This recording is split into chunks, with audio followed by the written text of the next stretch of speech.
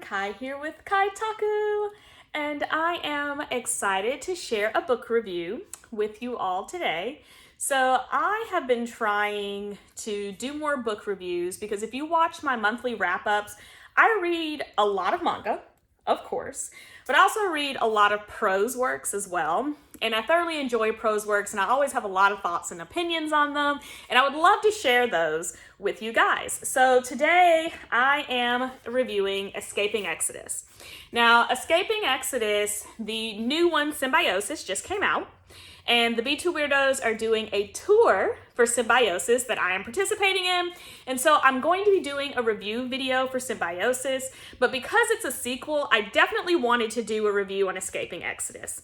After my Fires of Vengeance video, which I'll link up here, I found it really hard to try to do a review for a sequel book when I hadn't done a review of the book on my channel before, because no one would be, well, people who had read the book would be familiar, but anyone just watching the review on my channel wouldn't be familiar with the characters, what happened, all of that. So I decided this time to go ahead and review both books. So first off, Escaping Exodus. Escaping Exodus is by Nicky Drayden, and it is a sci-fi novel.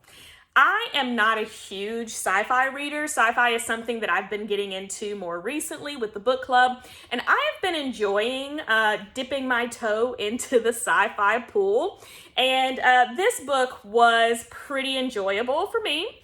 So I'll read the back first. So it says, Earth is a distant memory. Habitable extrasolar planets are still out of reach.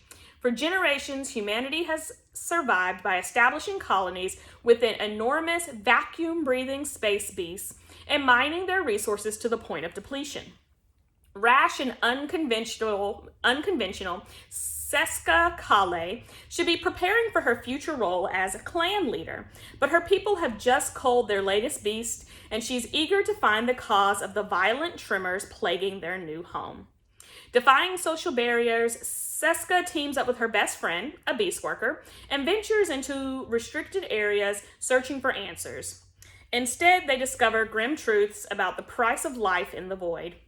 Then Seska unexpectedly becomes clan matriarch, responsible for thousands of lives in a harsh reality. Her claim to the throne is challenged by a rival, determined to take control, her intelligent, cunning, and confident sister. Seska may not be a born leader like her sister, but her unorthodox outlook and incorruptible idealism may be what the clan needs to save itself and its world. So that's a lot to unpack, and this book was a lot. So I have never experienced a book like this. I've never experienced a premise like this. And the way that Nicky Drayden shapes and forms the world is unlike anything else that I've read. And I read a lot of high fantasy. So it is very hard sometimes to stun me. And definitely the world building in this book did that. We are inside of a giant Zinzin, which is a space beast. And from the description, I think it's more like a space squid or like a space octopus. There's a lot of tentacles. There's a lot of descriptions of tentacles. So like I'm imagining it as like maybe like a potato with lots of tentacle legs under the potato. Because it's got to be big enough that they put the whole city in there. Because there's like, they have these family units. And the family units are 10 people. 3 sets of 2 women and a man. And then their 1 child. And so these tens of family units happen, and they have different class structures. So you have your contour class, which is your upper class. You have your beast workers, who are your people that get the beast ready for the population to live and maintain the beast during their stay inside of it. And then you have your Griselle class, which are kind of like your underground workers who like carry the buckets and take out the trash, things of that nature. So we have our heroine, Seska, and Seska has awakened and she is trying to see what it takes to build the beast. They have gotten to their new beast. They have started building their city around it, carving out what they need, taking the resources of what they need from inside the beast. And so she's very curious about that, especially since she's going to one day be a matriarch of the clan and be in charge. So she's very curious of that, and she and her friend Adala, and this is somewhat sapphic, so she and Adala do have a relationship where they are both pining after each other. But again, this is where you have a family unit of 2 women and a man and 3 sets of those. So it is a common relationship. It's very interesting to see the 2 of them and their dynamics because we're dealing with 2 different classes. So we're dealing with Seska in the contour class, in the upper class, and heir to the throne. And then we're dealing with Adala, who is a beast worker, who is, a day worker. She is working to help cull and make sure that the beast is fit for them to live in. And so, of course, we have issues there with the 2 of them being from different classes because there's an expectation for Seska to learn to become matriarch and, of course, choose suitable mates befitting her station and to strengthen her matriarch and to strengthen her mother line, as they say. So, of course, they end up separated.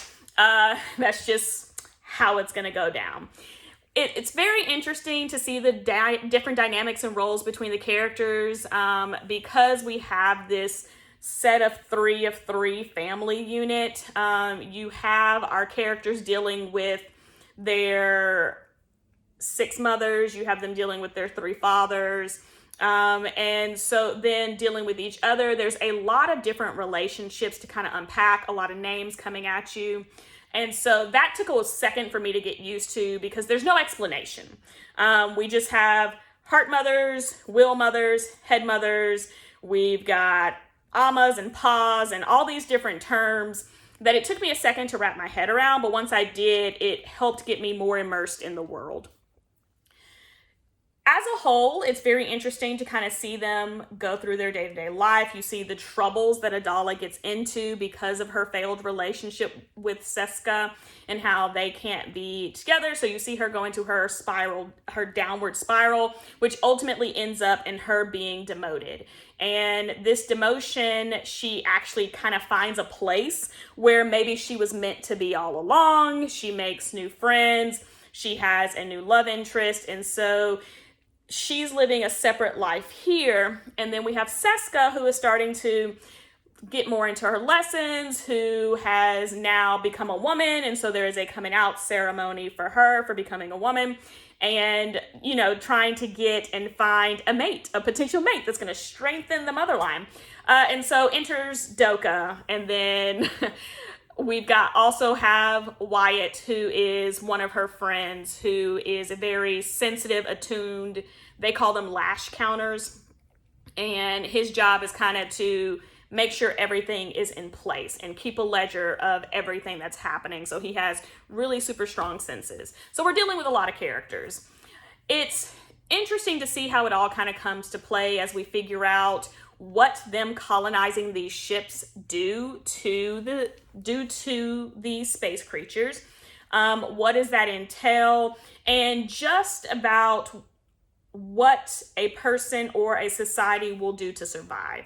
So we're also dealing with themes of humanity. We're dealing with things of survival. We are dealing with what are you willing to give up or what are you willing to sacrifice for that survival? And so there's definitely some themes there that by the end of it, you're really wondering, who is the parasite? Because it may be the humans. They may be the problem. So I enjoyed the world building a lot. I did have some qualms with a few things, certain depictions that the author chose, some choices that she made were not my cup of tea, but I think that's because I'm not a big sci-fi reader, and I think the more that I read of sci-fi and the more that I get into it, the more open to some of these differences will be, because it is a lot different from what I'm used to reading. However, I did enjoy the world. I did enjoy learning more about the space beast. I did enjoy learning more about their journey there, how many space beasts they've gone through, what it takes to maintain the inside of the space beast, because they're able to live inside of it for about 12 years before it, fully just dies. So it was definitely very interesting and intriguing to me in that nature. And so I am excited to read book 2, Symbiosis. I am interested to see how Symbiosis is going to go, because we've got a little twist that happens. I'm not going to spoil it for you, but there is a little twist, a little bit of a power shift from an unexpected place. In book 2 kind of picks up where book 1 leaves off. And so I'm excited to dive into that one and give you all a review. So let me know in the comments, do you read sci-fi? If you do, what is your favorite sci-fi? I would be interested in reading more sci-fi books. So just leave me a comment letting me know some of your favorite sci-fi novels. Well, make sure that you like, subscribe, all the standard YouTube things. And I will see you guys next time. Bye.